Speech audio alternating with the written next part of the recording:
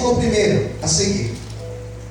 Naqueles dias, Ezequias, ele adoeceu de uma enfermidade mortal. E veio a ele Isaías, filho de Amós, o profeta, e lhe disse: assim diz o Senhor, põe ordem à tua casa, porque morrerás e não viverás. Então virou Ezequias o rosto para a parede e orou ao Senhor e disse: Senhor, lembra-te, peço-te de que andei diante de ti em verdade, com o coração perfeito fiz o que era reto aos teus olhos. E chorou Ezequias muitíssimo. Então veio a palavra do Senhor a Isaías, dizendo: vai e dizem a Ezequias: assim diz o Senhor, Deus de Davi teu pai, ouvi a tua oração e vi as tuas lágrimas, e eis que acrescentarei aos teus dias 15 anos. Livrar-te-ei das mãos do rei da Síria, a ti e a esta cidade.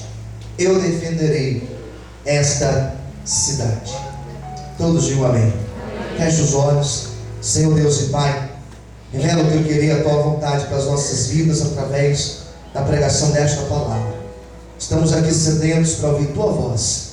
Fala conosco, Senhor, em nome de Jesus. Amém. Você pode aplaudir ao Senhor essa noite?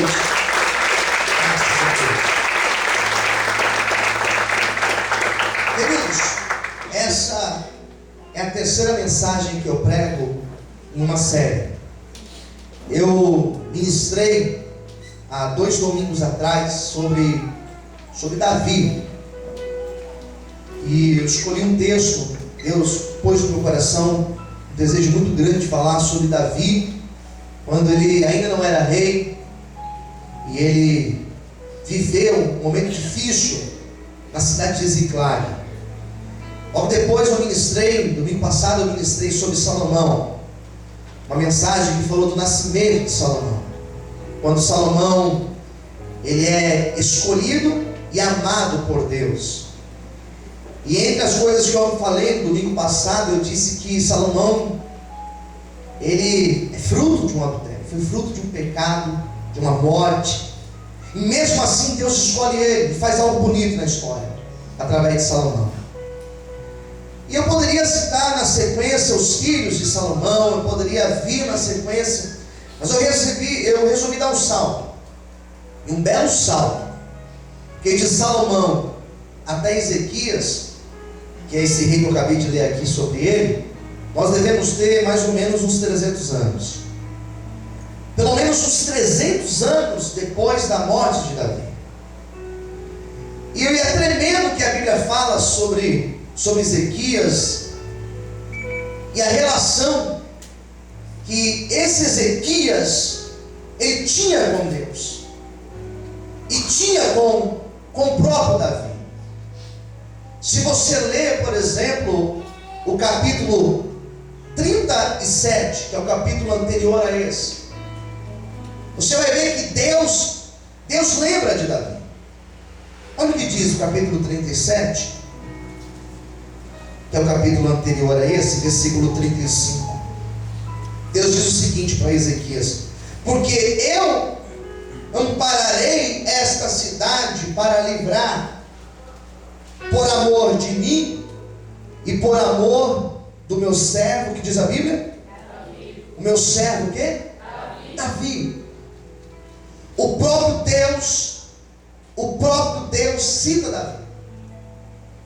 Então você percebe que a relação de Ezequias e Davi, e lógico, a relação com Deus, era uma relação muito séria. Por que Deus lembrou de Davi depois de tantos anos? Porque Deus lembra de Davi, porque Davi não foi um rei comum. Esse Ezequias, que fez parte também da genealogia de Davi, esse Ezequias também não foi um rei comum. Foi um grande homem de Deus. A história vai dizer que quando Ezequias ele começa a reinar em Judá, a história vai dizer que Judá não andava bem. Eles estavam longe de Deus, já não tinham culto a Deus como algo oficial pelo reino. Não existia mais celebração da Páscoa. Não lembravam mais da saída do povo lá do Êxodo, lá do Egito. Eles não tinham mais essas memórias. E Ezequias, quando ele começa a reinar, ele teve a preocupação: nós vamos trazer o culto a Deus novamente. Nós vamos trazer o culto a Deus e nós vamos celebrar a Páscoa novamente. E essas atitudes, que aparentemente são atitudes pequenas, elas foram cruciais no reinado de Ezequias. Ele foi próspero, ele foi vencedor, ele teve principalmente as suas orações respondidas por Deus, porque ele teve a preocupação de trazer Deus para o seu governo. Ezequias, quando ele assume o trono, ele não teve atitudes que envolviam política no primeiro momento. Ele não teve uma preocupação de fazer guerras, não. Quando ele assume o trono, ele falou assim: nós vamos colocar Deus como Senhor dessa nação. Nós vamos pôr Deus como rei nesse lugar. E eu tenho certeza que o meu reinado será um reinado próspero e vencedor. Se você quer ter uma vida próspera, se você quer ser vencedor na vida, se você quer andar de forma diferenciada, o conselho de Deus para você nessa noite: ponha Deus como Senhor da tua vida. Para de ser Senhor da tua vida, para de ser Senhor do teu destino e comece a pôr Deus como Senhor da tua vida. Comece a pôr o barco da tua vida na direção de Deus. Comece a pôr sonhos na direção do Senhor, e pode ter certeza que Deus vai te honrar e vai abençoar a tua vida, em nome de Jesus. Quantos podem aplaudir e exaltar o Senhor nessa noite? Chame Deus para a tua vida profissional, chame Deus para o teu casamento, chame Deus para educar os teus filhos, chame Deus para a tua vida. Diga para o irmão do lado: chame Deus para ser Senhor da tua vida. Queridos, Ezequias foi esse rei. Foi um rei bom, foi um rei que não foi um rei duro com o povo.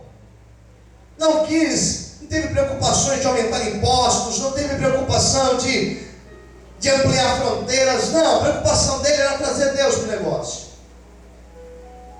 E a história sobre ele é muito interessante, porque mesmo ele sendo um rei com tanto critério, mesmo ele sendo um rei espiritual, no sentido da palavra, alguém inclinado a Deus, ele teve problemas também. Não é fácil você ser servo de Deus. Hoje em dia, irmãos, é difícil servir a Deus. Ainda mais que nós vivemos numa época em que como nós louvamos hoje, o pecado está tão à porta. As propostas estão tão evidentes. É difícil hoje para você se manter íntegro na presença de Deus. As coisas são muito sujas. A corrupção tomou conta de forma terrível. Até nas igrejas a gente ouve escândalos, e isso atrapalha demais. E a Bíblia vai dizer que um rei, por nome de Senaqueribe, ele veio contra Ezequias. Era um rei de uma grande potência, era o rei da Síria. Esse rei, ele veio com uma terrível arrogância, prepotente. Era um rei que tinha ampliado o seu reinado, ele tinha invadido muitas terras.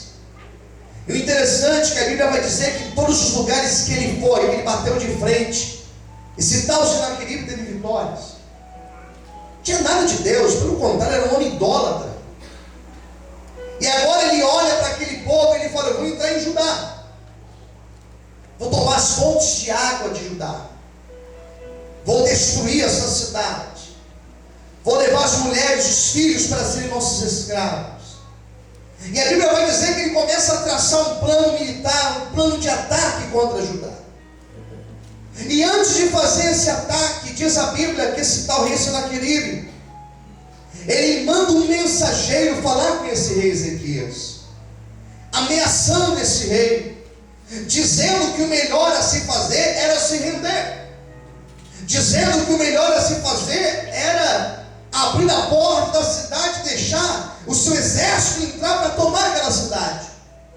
E dizia ainda que se Ezequias tentasse parar a força militar do povo assírio, que eles destruiriam tudo, queimariam tudo, roubariam as mulheres e os filhos e fariam uma grande destruição daquela cidade. Queridos, o incrível é que Ezequias ele já tinha uma vida com Deus. Ezequias já tinha uma caminhada com Deus. Ele era um homem que já tinha experimentado coisas maravilhosas na presença de Deus. Se fosse dizer nos dias de hoje, ele não era um novo convertido. Era alguém que já tinha vivido muitas coisas com Deus. Mas quando ele ouve essa palavra, a Bíblia vai dizer que Ezequias, ele sentiu medo. Ele sentiu o quê? Medo. Ele sentiu medo, porque ele quando ouve dizer isso, e ele recebe uma carta escrita pelas próprias mãos de Senaqueribe, quando ele pega aquela carta na mão, aquela carta de afronta, ele fala: meu Deus, e agora, Senhor? E agora, Deus? Qualquer um poderia vir para a guerra, menos eles. Porque Ezequias sabia da potência que Senaqueribe tinha. Ele sabia que aquela ameaça não era somente uma ameaça da boca para fora, era algo verdadeiro. Ele sabia que o negócio ia ficar estreito, irmãos. Ele sabia que o negócio ia ficar tenso para ele. Ele falou: meu Deus, e agora, Senhor? Ele começa a ter uma experiência linda com Deus. Diga para quem está do teu lado: você vai ter experiências lindas com Deus também. Diga para essa pessoa. Queridos, ele teve uma experiência linda com Deus. A Bíblia vai dizer que Ezequias, ele é apavorado. Ele tira a roupa de rei que ele usava, ele coloca uma roupa de saco, uma roupa de humilhação. Ele foi para o templo buscar a Deus. Quando ele estava de joelho perante o Senhor, diz a Bíblia que ele pega aquelas cartas, e ele estende as cartas em cima do altar, ele dobra o joelho e começa a orar. Diz a Bíblia que pelas portas do templo, Deus enviou o profeta Isaías para falar com ele. E é por isso que essa história está aqui no livro do profeta Isaías. Isaías entra junto com Ezequias. Diz a Bíblia que Isaías, ele abraça Ezequias e ele começa a orar junto com Ezequias. Isaías, ele era o profeta daquela nação. Isaías, quando ouve dizer da dura palavra que Senaqueribe tinha enviado, Isaías falou: vou lá orar pelo meu amigo. E a Bíblia vai dizer que Isaías se junta com Ezequias e eles começam a orar perante Deus. E a oração era mais ou menos assim: Deus, o Senhor ouviu o que ele disse. Deus, o Senhor está vendo o que ele acabou de escrever aqui nessa carta. O Senhor está vendo a afronta que ele fez. Essa afronta, Senhor, não foi para mim. Essa afronta, ela foi para o Senhor. Porque no meio da carta, Senaqueribe tinha sido louco, tinha colocado o seguinte: nem o teu Deus pode livrar vocês da minha mão. Mexeu com Deus, irmãos. Ai, meu Deus. Então diz a Bíblia que eles começam a orar desse jeito: Deus, olha, o Senhor está vendo, o Senhor está ouvindo, o Senhor sabe, o Senhor conhece o meu coração, o Senhor conhece a minha vida. E Deus olha de cima: certo, estou ouvindo, certo. E Deus ouvindo tudo. Quando eles acabam de orar, Deus toma a boca de Isaías. Deus toma o profeta Isaías. Isaías olha para Ezequias e diz assim: assim diz o Senhor para ti: não temas perante eles, porque eles não entrarão nesta cidade, não vão atirar uma flecha sequer nesta cidade, eles não vão fazer nada, porque eu, Senhor Deus, tomo a frente desta peleja. Deus está falando com alguém aqui nessa noite, aleluia. Quem acredita que esse Deus, ele toma a frente de peleja, aplaude e exalte o Senhor nessa noite, aleluia.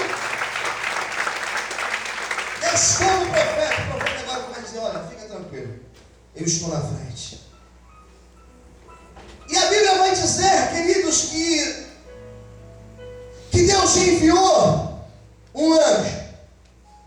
Deus enviou um anjo. Olha para o irmão do lado e diga assim para ele: Deus vai enviar um anjo ao teu encontro. Capítulo 37 vai dizer que Deus enviou um anjo. E esse anjo, ele foi lá no arraial dos assírios. Capítulo 37, versículo 36.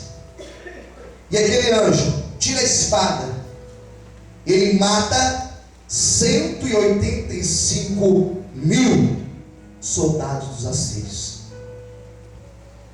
185 mil soldados. Diz a Bíblia que quando eles acordaram de manhã, eram corpos mortos, um em cima do outro. Ai daquele que se levanta contra Deus. Ai daquele que se levanta contra a obra de Deus. Ai daquele que se levanta contra a tua vida.